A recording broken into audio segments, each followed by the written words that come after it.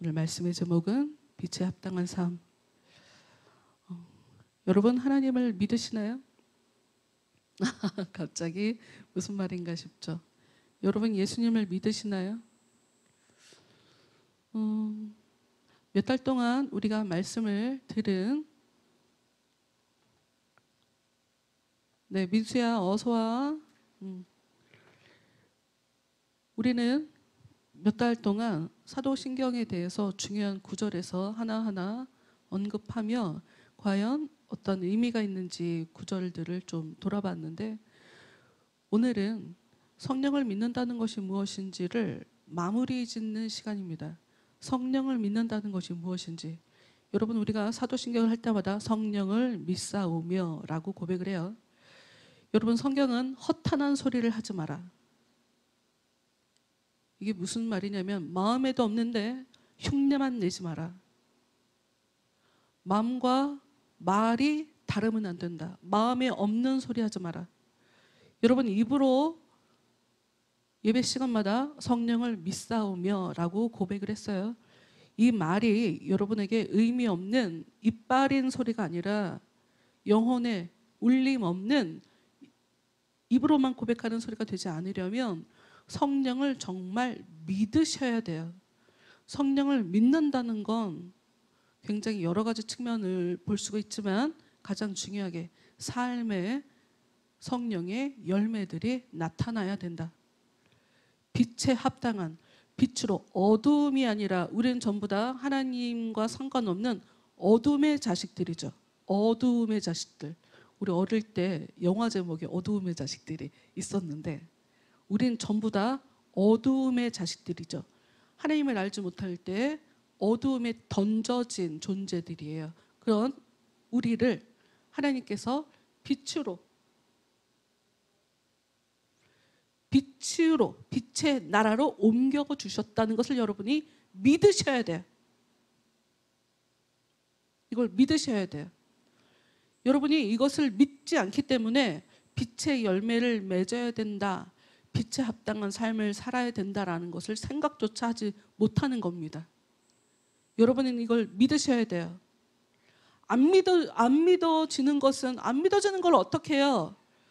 여러분 입장에서는 그게 변명거리가 될 수 있겠지만 하나님 입장에서는 전혀 그건 변명거리가 되지 않습니다. 왜냐하면 성령의 은혜를 경험하면 가장 처음에 하게 되는 것이 생각이에요. 생각. 자신을 돌아보게 돼요. 성령은 다른 곳으로 찾아오는 게 아니라 우리 마음속으로 들어오십니다. 우리의 마음에 빛으로 찾아오세요. 그래서 어떤 결과를 가져오냐? 내가 얼마나 죄인인지를 보게 만듭니다. 내가 얼마나 하나님 앞에 또 사람 앞에 못나게 살았는지를 정확하게 보게 하십니다. 그리고 그것을 가지고 울게 만듭니다. 더 이상 그렇게 살고 싶지 않게 만듭니다. 그게 성령의 역사예요. 근데 그 성령의 역사라는 것이 어느 날 갑자기 하나님께서 우리에게 은혜를 주시기도 하지만 성경은 우리에게 바라고 소망해야 된다. 바라고 소망해야 하나님께서 도와주신다. 하나님께 너의 삶을 맡겨야 너의 삶에 하나님께서 찾아가 주신다라고 성경이 얘기하고 있어요. 여러분이 교회를 다니시면서 믿으려고 생각하지도 않고 믿어지지도 않는다는 건 하나님 책임이 아니라 여러분 책임이라는 것을 여러분이 아셔야 돼요. 은혜를 알수록, 하나님을 알수록 우리 안에는 간절함이라는 게 생겨날 수밖에 없습니다. 왜? 악한 존재가 있다는 걸 알기 때문에, 아니 내가 악한 존재라는 것을 깨닫기 때문에 하나님의 은혜에 매달려 살 수밖에 없어요. 그만큼 여러분은 여러분의 삶 가운데 믿어지지 않는다면 여러분의 삶을, 여러분의 영혼을 아껴주지 않는 거예요. 여러분 스스로가 여러분을 아껴주지 않고 사랑해주지 않는데 누구한테 사랑을 받으시려고요? 여러분의 고집이, 여러분의 교만한 마음이 하나님을 여러분의 마음에 두기 싫어했기 때문에 그 결과로 하나님이 여러분에게 뜨겁게, 깊게 그냥 확실하게 역사해 주지 않는다는 것을 여러분이 정확하게 아셔야 돼요. 제 얘기가 아니에요. 성경에 나온 얘기지. 믿으십시오. 성령을 믿으세요. 성령의 역사를 믿으시고 성령을 믿는다는 게 무엇인가를 고민하세요. 아무리 여러 시간 여러분들이 설교를 듣고 말씀을 본다 해도 이것은 우리의 지혜로 알 수 있는 것이 아닙니다. 우리의 지식으로 알 수 있는 게 아니에요. 우리가 생각을 몇 번 한다고 해서 그걸 깨닫는 게 아니라 여러분 안에 찾아가 주시는 성령께서 여러분에게 깨닫게 해주시는 거예요. 여러분 성령과 함께 성령 안에서 성령을 믿는다는 게 무엇입니까? 성령을 믿는다는 게 대체 무엇일까를 고민하시고 씨름하셔야 돼요. 그래야 확실히 깨닫게 되실 겁니다. 아무리 이야기를 해도 여러분의 마음이 준비가 되어 있지 않으면 다 튕겨져 나가요. 들었어도 언제 내가 그 얘기를 들었나? 라고 생각하게 돼요. 왜? 그게 마귀의 역사거든요. 그게 마귀의 역사예요. 하나님의 말씀을 가볍게 듣게, 하나님의 말씀을 대수롭지 않게 듣도록 만드는 것이 이미 여러분에게 지금 역사하고 있는 마귀의 일들이다. 우린 전부 다 문제가 많고 하나님을 알지 못하고 무지하고 믿음 없어요. 우린 다 그래요. 그런 상태에서 하나님을 아는 세계로 점점 이동하는 것이 우리의 정체성이니 여러분 앞으로 잘하시면 돼요. 기도하시면서 성령을 믿으시면서 사시길 바랍니다. 성령을 믿는다는 것이 무엇인지, 빛에 합당한 삶이 무엇인지 오늘 이제 세 번째, 숫자는 4라고 써 있지만 이거는 이제 큰 제목을 써서 그렇고 세부적으로 부부관계에서, 부모 자식 관계에서, 이제는 종과 상전의 관계에서 이제 세 번째의 그룹을 가지고 와서 하나님과 우리의 관계, 그러니까 빛에 합당한 삶이 무엇인지를 정확하게 얘기해 주고 있어요. 5절 말씀 함께 보도록 하겠습니다. 5절, 종들아 두려워하고 떨며. 지난주에도 말씀을 드렸는데 말씀을 보시면서 글씨를 읽는다기보다 이 말씀들이 나한테 어떤 원리를 가르쳐 준다. 여러분은 원리를 찾아라 라고, 원리를 찾으시라 라고 말씀을 드렸어요. 지난주에. 가정의 부부관계에도 아내들에게 먼저 얘기하죠. 부모와 자녀 관계에서도 자녀에게 먼저 얘기하죠. 종과 상전의 관계에서도 종에게 먼저 얘기합니다. 성경을 잘 보면 강자, 약자 구도를 가지고 많이 설명해요. 왜냐하면 그게 우리가 하나님을 보는 중요한 단서가 되기 때문이에요. 우린 전부 다 하나님 앞에, 강한 하나님 앞에 약자인 사람이거든요. 그 관계를 설명해 주기 위한 수단이에요. 이건 전부 다. 아내들에게 남편에게 순종하는 것이 주님께 순종하는 거다라고 얘기한 것과 똑같습니다. 5절, 종들아 두려워하고 떨며. 두려워해라, 떨어라. 이거는 모든 믿는 자들에게 하나님을 두려워해라 하고 얘기하는 것과 똑같죠. 성실한 마음으로 육체의 상전에게 순종하기를 그리스도께 하듯 해라. 여기도 마음에 없이 몸만 일하지 마라. 6절 볼까요? 눈가림만 하여 사람을 기쁘게 하는 자처럼 하지 말고, 내 눈을 가리고 그 사람 눈을 가리고 내 상사의 눈을 가려서 나는 일을 잘하는 사람이죠? 이런 식으로 하지 말라는 거예요. 여러분, 이 종들에게, 우리가 직장 생활할 때 우리가 고용인으로 그나저나 어떤 전도사님이 교회에다가 목사님을 고소를 하는 바람에 1억의 위자료라고 하면 안 되지. 그 월급을 다 받아냈어요. 배상금하고. 이제 시대가 그래서 전도사님도 고용인으로. 전도사님도 잘 들어야겠네. 내 얘기를. 고용인들은 고용주에게 이런 마음으로 하라는 거예요. 이걸 잘 보면 여러분 성경의 이야기는 똑같아요. 사람을 보되 그 사람 뒤에 있는 하나님을 바라를 다 똑같이 얘기하고 있어요. 사람만 기쁘게 하는 게 아니다. 너가 그 사람이 너에게 월급을 주니까 그 사람을 대단하게 보지 마라. 이런 얘기인 거예요. 어떻게 보면 눈가림을 하여 사람을 기쁘게 하는 자처럼 하지 말고 라고 써 있으니까 성심을 다해서 그 사람을 섬기라는 얘기인가로 보일 수 있어요. 아니요. 수위 조절을 잘 하셔야죠. 주님, 이 상황은 우리에게 어떤 상황이냐? 내 삶에 일어나는 이 일들, 특히 내 윗 권세가 있는 이 상황을 하나님께서 허락하신 것으로 믿습니다라는 그런 의미예요.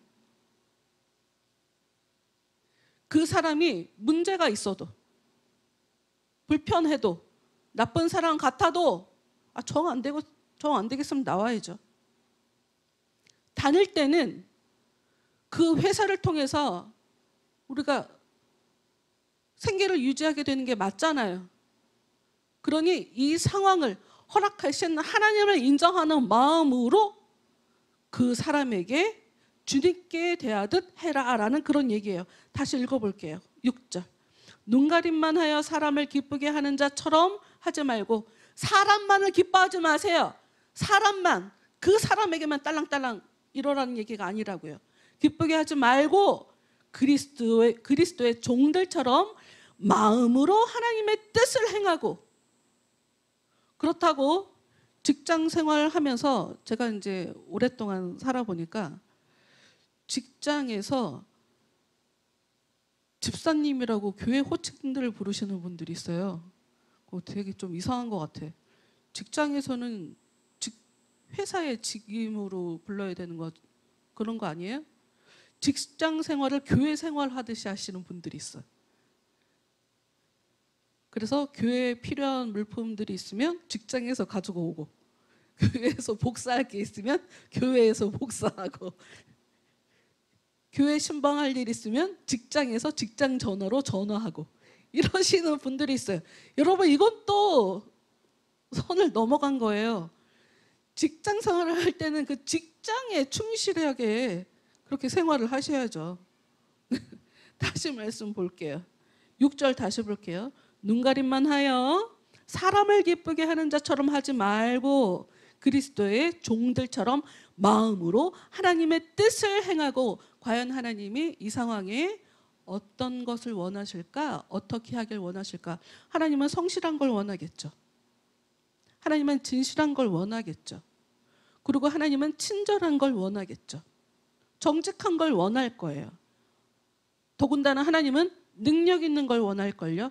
여러분, 능력 있는 거, 이거 교회 안에서 능력 얘기를 하면 그것에 대해서 굉장히 비판적으로 말씀하시는 분이 있어요. 저는 그렇게 생각하지 않아요. 성령은 우리에게 능력을 가지고 찾아온다고 얘기하거든요. 일을 잘 못하면 혼날 거예요. 그리고 하나님은 우리의 마음에 평안을 주시는 분이에요. 그럼 일 못하는 사람이 하나님께 기도하면 어떤 일이 벌어지게요? 당연히 일 잘할 수 있는 능력을 주시겠죠. 너무나 당연한 거예요. 그건 하나도 이상한 게 아니거든요. 그건 하나님을 이용해 먹는 것도 아니고. 하나님은 우리가 일을 잘하기 원할 거예요. 저도 그래서 잘하려고 힘쓰고 애쓰고 있어요. 쉽게 되지는 않아요. 근데 뭐 어쩌겠어요. 내가 잘할 때까지 계속 열심히 달려가야죠. 직장 상사가 능력으로 너는 일 잘해, 넌 일 못해를 얘기하는 건 당연한 거예요. 속상한 게 아니고 너무 당연한 거예요. 여러분, 이런 거 갖고 상처받으면 안 돼요. 전쟁에 나간 장수가 전쟁에서 이겨야 되는 거 아니에요? 너무 당연한 걸 가지고 윗사람들에 대해서 함부로 얘기하지 마시라. 그리고 윗사람들도 글쎄, 제가 좀 드라마를 보는데 드라마에 또 나오더라고요. 드라마에 윗상사가, 그러니까 되게 못됐어. 못돼서, 그러니까 변호사야, 변호사. 변호사가 있고 변호사 회사가 있고 업무를 주는 큰 병원이 있어요. 그러니까 이 병원이랑 계약을 맺으면서 굉장한 수익을 가져올 수 있는 그런 상황이에요. 근데 이 병원장 아들이 살인을 했단 말이야. 그런데 아니라고.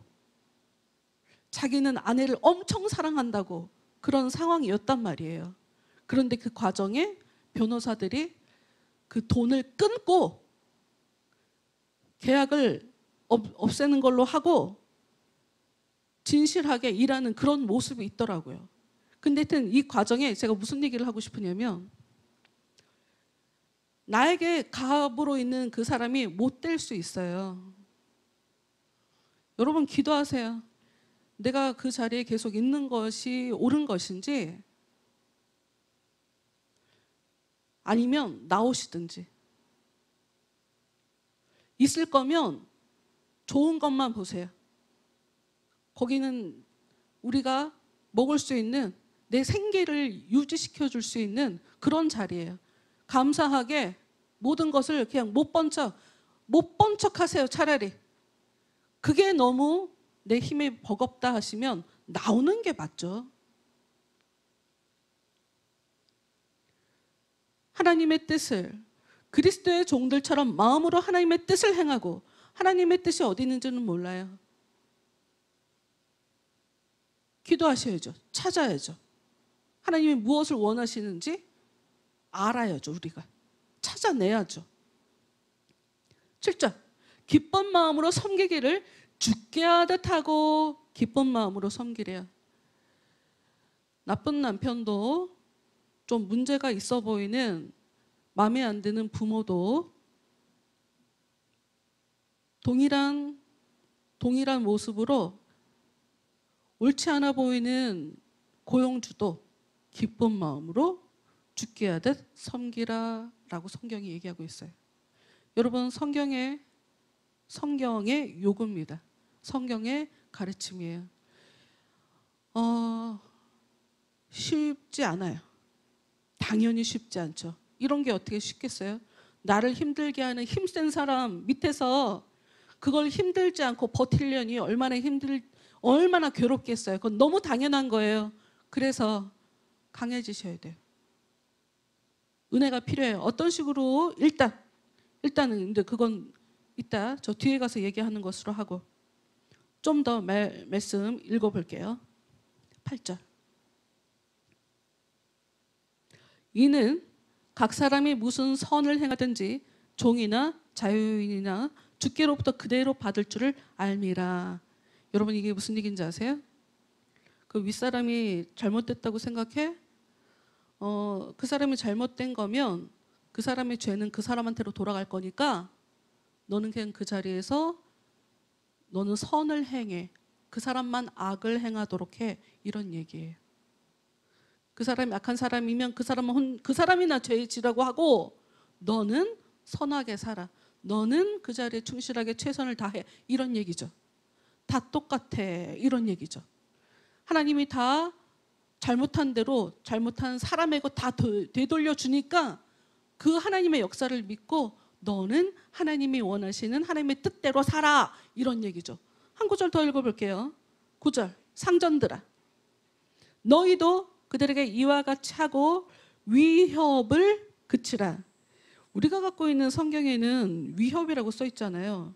근데 제가 옛날에 읽었던, 그러니까 우리 성경이 개정판인데 개역 한글에는 이게 참 재밌는 말로 써 있답니다. 여러분, 어떻게 써 있냐면 공갈을 그치라. 공갈을 그치라. 힘센 사람들이 해야 되는 거. 힘센 사람들은 당연히 그 힘을 가지고 사람들을 누르는 게 일하기가 훨씬 더 편리하죠. 자기 위신도 서고요. 그런데 그러면 안 된다는 거예요. 다시 읽어볼까요? 상전들아, 너희도 그들에게 이와 같이 하고 위협을 그치라. 힘을 가진 사람은 더 조심해야 되죠. 왜? 하나님은 많이 주신 자에게 많이 내놓으라고 할 거니까. 내가 너한테 힘을 줬는데 그 힘을 가지고 그렇게 못되게 굴어? 더 혼나는 게 하나님의 역사죠. 뒤에 단서를 봅시다. 이는 그들과 너희의 상전이 하늘에 계시고 그에게는 사람을 외모로 취하는 일이 없는 줄 너희가 알미라. 나는 강자야. 나는 상전이야. 그러니 하나님이 나에게 더 대우해 주시겠지. 그런 일 없다는 거예요. 하나님은 외모로 취하심이 없다는 거예요. 하나님은 다 똑같아 라는 얘기죠. 조금 다르게 얘기해 볼까요? 네가 무시하는 그 사람 뒤에 내가 있어. 네가 거느리고 있는 그 사람에 대해서 함부로 대하지 마 라는 얘기예요. 우리 출애굽기 말씀 가서 한번 보도록 할게요. 출애굽기 아이고 잠시만요. 21장 출애굽기 21장 가서 한번 말씀 보도록 할게요. 창세기 출애굽기 두 번째 있습니다. 출애굽기 21장은 구약성경 113페이지에 있어요.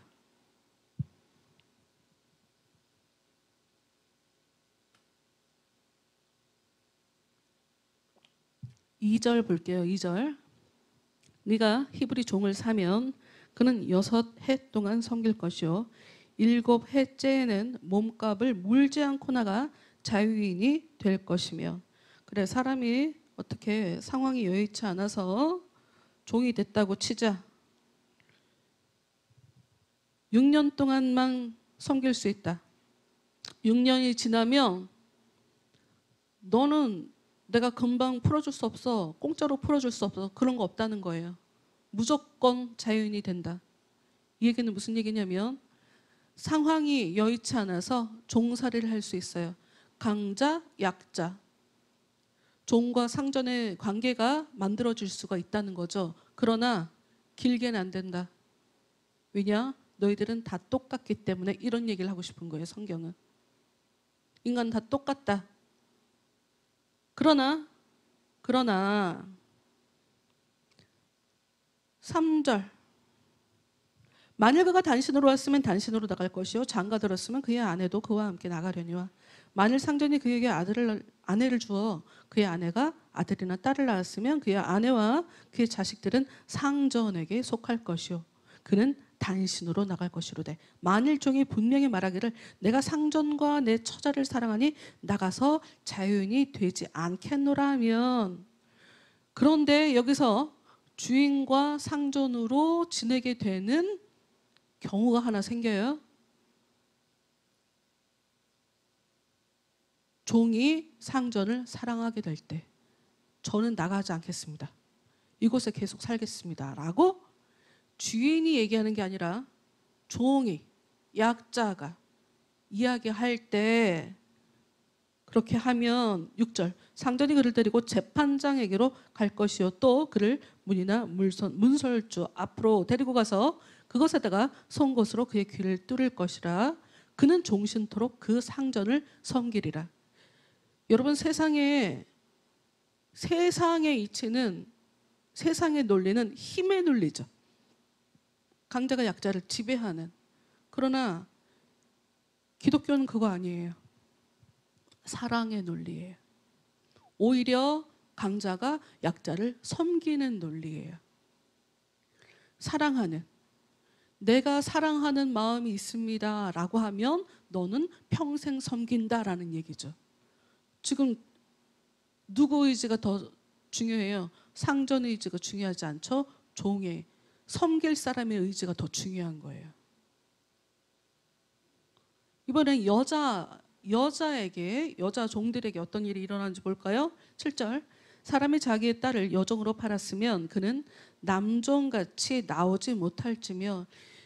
남자 종하고는 처리하는 방법이 조금 다르대요. 만일 상전이 그를 기뻐하지 아니하여 상관하지 아니하면 그를 속량하게 할 것이나 상전이 그 여자를 속인 것이 되었으니 외국인에게는 팔지 못할 것이요. 이게 무슨 얘기냐면 여자를 팔았는데 주인이 그 여자와 같이 상관하지 않는다는 것은 여자로 본다, 잠자리를 한다 이런 얘기거든요. 자기 여자로 품지 않는다면 마음이 없으면 네 마음에 사랑할 네 마음이 없으면 그냥 풀어줘라 이런 얘기예요. 외국에는 안 된다. 이방인에게는 안 된다. 하나님의 테두리 안에 있어야 되기 때문에 이방 사람에게는 그 여자를 보내면 안 된다. 또 9절 만일 그 여자를 자기 아들에게 주기로 하였으면 그를 딸같이 대우할 것이요. 여자 노예는 딸처럼 대해줘라 라고 써 있어요. 만일 상전이 다른 여자에게 장가들지라도 그 여자의 음식과 의복과 동침하는 것은 끊지 말 것이요. 그가 이 세 가지를 시행하지 아니하면 여자는 속전을 내지 않고 거저 나가게 할 것이니라. 강자는 행할 의무가 있다. 그 의무를 다하지 않으면 여자는 그냥 나가도 된다. 우리가 생각하는 것 이상으로 강자, 약자 구도에서 하나님의 법칙은 약자 편이에요. 그 다음에 나온 것은 우리가 보통 아는 12절부터 나오는 말씀은 눈에는 눈, 이에는 이. 이거 많이 보셨죠? 여러분 이게 우리한테 어떤 의미를 주는 걸까요? 눈에는 눈, 이에는 이. 똑같이 복수해 준다? 똑같이 갚아줄 수 있다? 그런 의미도 있지만 사람의 생명은 다 똑같다는 의미예요. 어떤 생명이 더 가치가 있고 더 가치가 없고라는 거 아니고 인간은 다 똑같은 거다. 그런 의미를 가지고 쓰인 말씀이에요. 읽어볼게요. 12절 사람을 쳐 죽인 자는 반드시 죽일 것이나 만일 사람이 고의적으로 한 것이 아니라 나 하나님이 사람을 그의 손에 넘긴 것이면 내가 그를 위하여 한 곳을 정하리니 그 사람이 그리로 도망할 것이며 여기 잘 보면 사람이 죽는 이 상황에 하나님이 보이지 않게 역사하신 것에 대해서 지금 언급을 하고 있어요. 내가 사람을 죽이려고 다른 사람에게 역사해서 살인이 일어나도록 죽음이 일어나도록 내가 역사한 것일 수 있다. 그런 전제를 하면서 그럴 경우에 내가 그를 위하여 한 곳을 정하리니 그 사람이 그리로 도망할 것이며 이 사람은 일부러 의를 가지고 죽인 게 아니라 어쩌다 보니 사람을 죽이게 된 거였거든요. 고의가 없으니까. 그때 14절 사람이 그의 이웃을 그럴 경우에 그 사람은 도망갈 수 있어요. 그러나 사람이 이 나쁜 마음을 가지고 고의적으로 사람을 죽이려고 죽였을 때 사람이 그의 이웃을 고의로 죽였으면 너는 그를 내 제단에서라도 잡아내려 죽일지니라. 나한테 피했어? 상관없다. 여러분 왜 그래요? 생명은 누가 주인이에요? 하나님이 주인이죠. 그 사람이 생명에 위협을 가한다는 건 어떤 의미예요? 하나님께 위협을 가하는 것과 똑같은 거죠. 나한테 피한다 할지라도 일부러 죽였다면 끌어내서 죽여라 라고 얘기해요. 15절 자기 아버지나 어머니를 치는 자는 반드시 죽일지니라. 사람을 납치한 자가 그 사람을 팔았든지 자기 수하에 두었든지 그를 반드시 죽일지니라. 자기 아버지나 어머니를 저주하는 자는 반드시 죽일지니라. 사람이 서로 싸우다가 하나가 돌이나 주먹으로 그의 상대방을 쳤으나 그가 죽지 않고 자리에 누웠다가 지팡이를 짚고 일어나 걸으면 그를 친 자가 형벌은 면하되 그간의 손해를 배상하고 그가 완치하게 할 것이니라. 사람이 매로 그 남종이나 여종을 쳐서 당장에 죽으면 반드시 형벌을 받으려니와 그가 하루나 이틀을 연명하면 형벌을 면하리니 그는 상전의 재산임이라. 하나님께서 노예가 재산이 되는 것도 아시기 때문에 그 부분에도 디테일하게 이렇게 규정을 주셨어요. 24절로 넘어갑시다. 눈은 눈으로, 이는 이로, 손은 손으로, 발은 발로, 된 것은 된 것으로, 상하게 한 것은 상함으로, 때린 것은 때림으로 갚을지니라. 여러분, 근데 여기 구약의 법이잖아요. 네, 우리가 이제 여기서 조심해야 될 게, 이 구약의 이 율법은 예수님 안에서 완성이 됐어요. 그래서 예수님은 뭐라고 하냐면, 복수는 내가 해준다. 눈에는 눈, 내가 갚아줄 테니까 너는 참아, 이 얘기를 하고 있어요. 예수님은 그래서 십자가에서 돌아가신 거예요. 하나님이 갚아주실 거니까.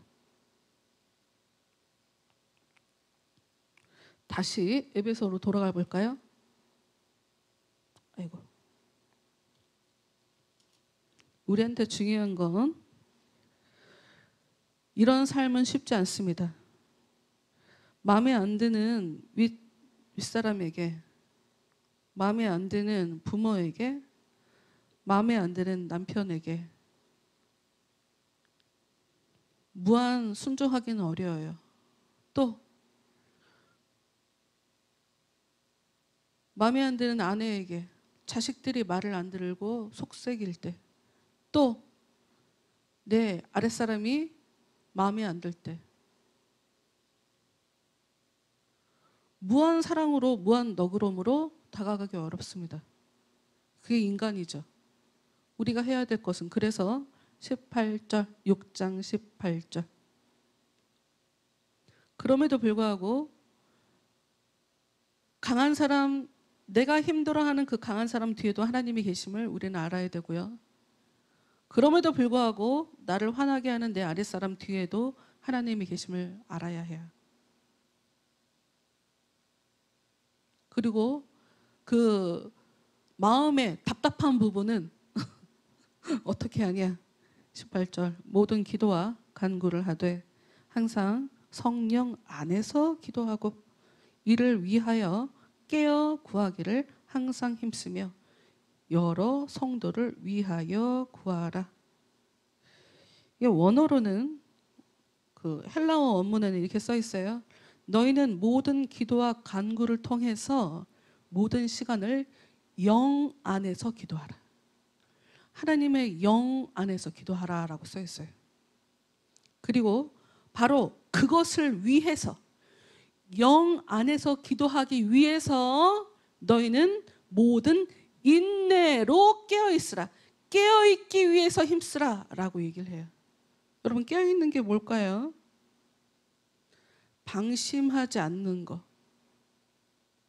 그러니까 주의 깊게 행동하는 거, 이게 깨어있는 거거든요. 잠을 자고 계속 눈 떠 있는 거를 얘기하는 게 아니라, 왜 군인들, 군인 정신이 빡짝 들면 잠 자다가도 무슨 일 일어나는 것 같으면 벌떡 일어나잖아요. 그런 식으로 그런 게 깨어있는 거죠. 깨어있는 게 쉽지 않다는 거예요. 성령 안에서 기도하는 건 쉽지 않다는 거예요. 너희가 힘쓰고 애써야 된다는 거예요. 노력해야 된다는 거예요. 하나님 성령 안에서 기도할 수 있도록 도와주십시오. 여러분 스스로가 그 기도를 하셔야 돼요. 그리고 가장 중요한 거, 여러분의 기도는, 우리의 기도는 나 중심적이기보단 타인 중심적으로 기도하면 좋아요. 가령 내가 기도하는 거를 아림자매가 날 위해서 기도해주고, 아림자매의 기도는 내가 아림자매에 위해서 기도해주고, 이런 식으로 기도하는 게 훨씬 성공률이 높다. 왜냐하면 내가 나를 위한 기도는 내 욕심이 끼어들 가능성이 상당히 높거든요. 근데 내가 타인을 위해서 기도할 때는 정말 순수한 마음으로 기도하거든요. 그래서 여러분, 타인을 위해서 기도하십시오. 성경은 행한 대로 그대로 갚아주신다잖아요. 우리가 남을 위해서 기도하면 그만큼 타인들이 나를 위해서 기도하도록 성령께서 역사해 주실 거예요. 성령께서는 강제로 기도를 시키신단 말이죠. 깨어있게 되는 거, 영 안에서 기도하는 거, 여러분 이게 쉽지 않은 일이지만 성경은 그렇게 하라고 요구합니다. 이걸 하실 수 있어야 이게 진짜 믿음인 거예요. 하나님의 자녀들은 이걸 하실 수 있어야 돼요. 그리고 하실 수 있어요.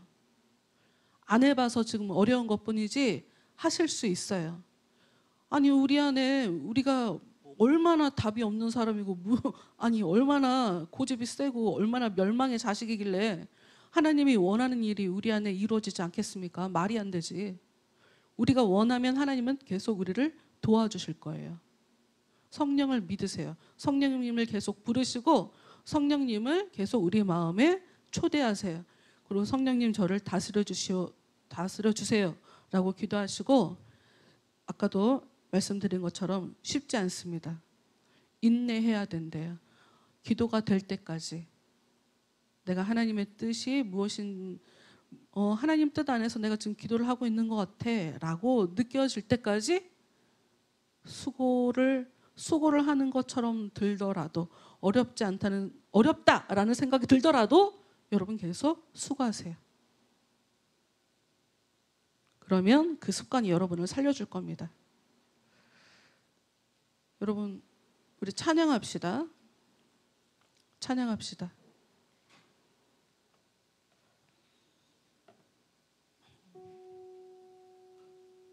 오직 예수뿐이네. 찬양하면서 가사 생각하시면서 마음으로, 진정한 마음으로 찬양하겠습니다.